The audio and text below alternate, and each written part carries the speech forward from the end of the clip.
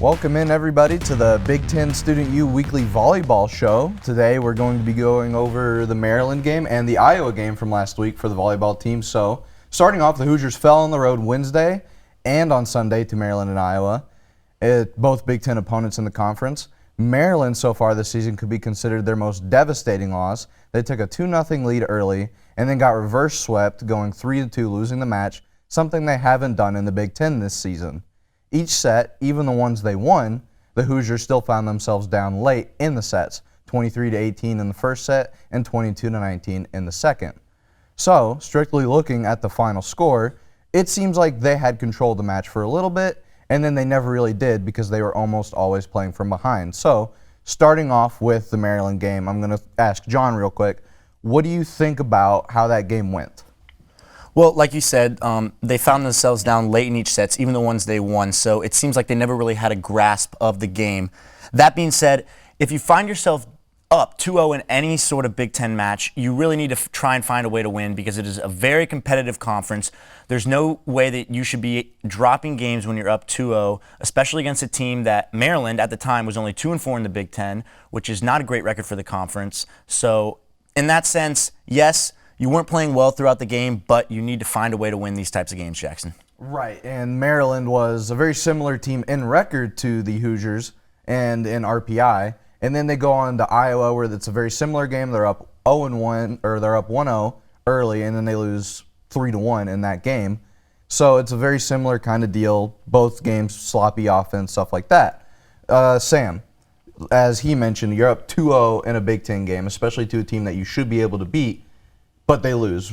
What do you think about that? You know, when you get into these close games in the Big Ten, you've got to finish off strong. You've got to close out games. And this is one of those instances where you look at the box score the next morning and you see, oh, it was a close game. But in reality, the Hoosiers completely fell asleep in the back half of the game, losing the final 3 sets in pretty short order. Right, and you mentioned they fell asleep in the back half. They were kind of asleep in the first half of that game where they were down late in sets but somehow managed to pull it out. And we mentioned Maryland was a pretty similar opponent to the Hoosiers. So was Iowa in record. And then, but this poor play has them in the bottom half of the Big Ten and all the stats. And Griffin, I know you've got a lot of stats lined up, so why don't you tell us how IU is struggling offensively and defensively?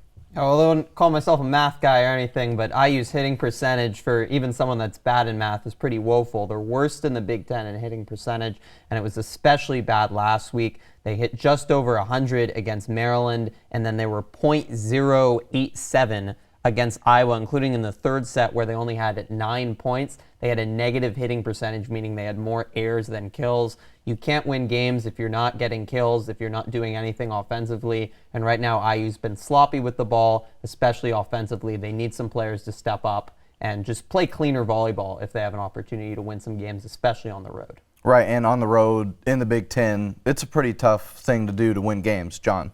Yeah, to add to Griffin's point about all the statistics, when you look at it overall, the Hoosiers are last in the Big Ten currently in hitting percentage overall. Also, they are in the bottom 4 in terms of kills, aces, assists, blocks, and digs.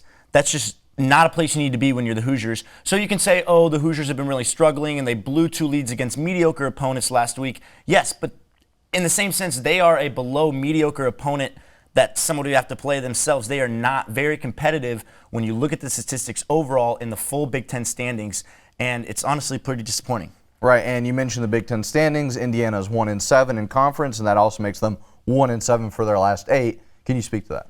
You know, when you play in such a strong conference like the Big Ten, several ranked opponents, a lot of teams high on the RPI list, the rankings, if you will, you've got to find a way to come through in the big games and the mediocre games as well, and they just haven't. You said 1-7 in conference play. That puts you at the bottom of the table or halfway up at best, and that's just not where you want to be in such a strong group. Right, and we were talking before the show how the games they lost were to really good teams such as Minnesota, Wisconsin, teams that are in the top 10 nationally, and it's not going to get any easier where they have to play teams like Penn State, Michigan. They have to play Iowa again, Nebraska, which is going to be a big game. Nebraska's their next game. Michigan State ahead will be 2 tough games in the final set of the right. week. So looking ahead at their schedule, what do you see in starting with you, Griffin, because you brought up the Iowa game coming up as a big game for this team. Yeah, I mean, it's a brutal schedule. That's what you get playing in the Big Ten, and head coach Steve Aird has talked about it all season long about how hard this schedule is, and it really tests the team. And I disagree a little bit with what John said. I think the talent on this team is there. They have a great freshman recruiting class coming in. They have some great leaders on this team, and Brianna Edwards and Deja Lofton, an all Big Ten player last year. But the Hoosiers haven't been able to piece it all together. They have 9 returners, 9 newcomers, and the chemistry hasn't been there, and the finishing hasn't been there. And they don't have any free passes the whole season because everyone in the Big Ten is good. There's not a single team right now that isn't in the top 100 in the Big Ten in RPI. So the Hoosiers, they've fallen asleep at the wheel in some sets. They're not consistent enough, and it's hard to win games going forward with a top 5 Nebraska team coming here on Friday, I should say, and then Iowa on Saturday. The Hoosiers are going to have to find some ways to get victories if they want to have a successful season and hold on to any hope of making the NCAA tournament. Right, and we had some players that we listed that we wanted to talk about, and players that we might want to see more from, or players that we've seen good performances from. Can you tell us who some of those are?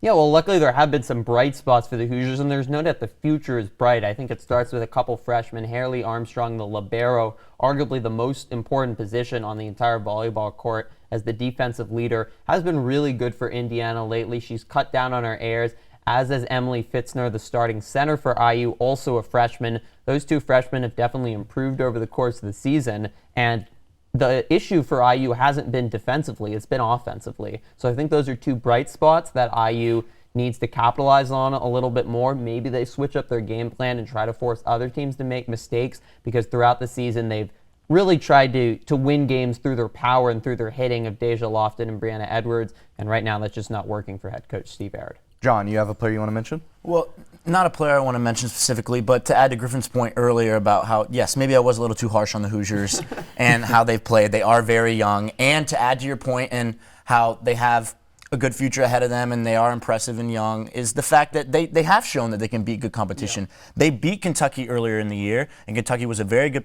opponent. They were ranked 15th at the time. But at the same time, maybe the reason that it's been so hard for them in the Big Ten is because, like you said, it's hard opponent after hard opponent after hard opponent. And 5 of their first 6 games were against top 20 opponents. So, yes, it is very hard. And maybe I was a little too harsh on the Hoosiers, but they do have a good future ahead of them. I do agree with you on that. Well, I just don't want head coach Steve Aird come knocking on your door criticizing That's very you. True, very true. But also you look at the travel on the road. It's so hard to win on the road, a lot of hostile environments. IU played in front of 4,000 fans at Minnesota to open Big Ten play, then lost to a really good Wisconsin team. I think that hurt their confidence.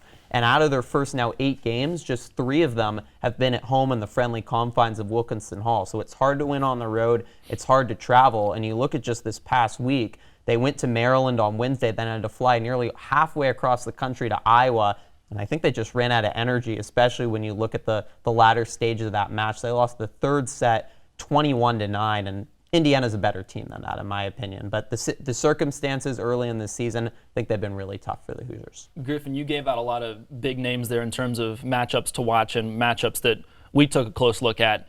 And you said that there were no free passes in Big Ten play, and that was true even in non-conference play. They had a really tough opponent in Kentucky where they battled hard, and even other schools that they really were tested in. Right, and that game against Kentucky is probably their best game, their best win for sure this season. But that'll do it for us this week. Indiana volleyball goes to play Nebraska here at home, and then Iowa after that. So a couple big games coming up for them. Iowa is a must-win for the NCAA tournament hopes, and it's going to be a decent place for us to stop today. So I'm Jackson Kinney. Thank you to Sam Wexler next to me, John Bannock, and Griffin Epstein. Thanks for joining us. Come in next week and have a great day.